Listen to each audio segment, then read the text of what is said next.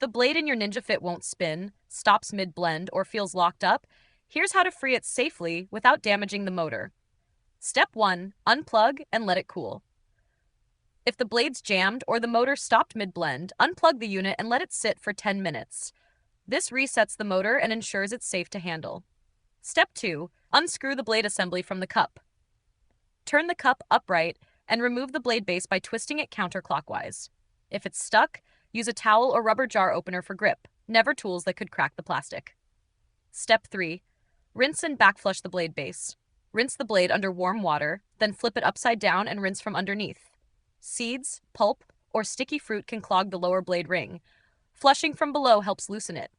Shake it dry, then test the blade by spinning it gently by hand. Step 4.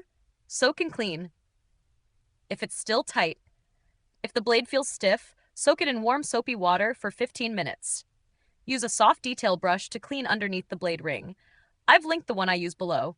It clears out gunk without scratching the parts. Once the blades spin freely again, screw the assembly back onto the cup and do a quick test blend with water or soft fruit.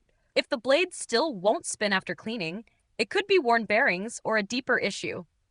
Try replacing the blade base first, or reach out to Ninja Support using the link below. If this got your blender back in action, subscribe to No Filler Fixes for more fast appliance breakdowns.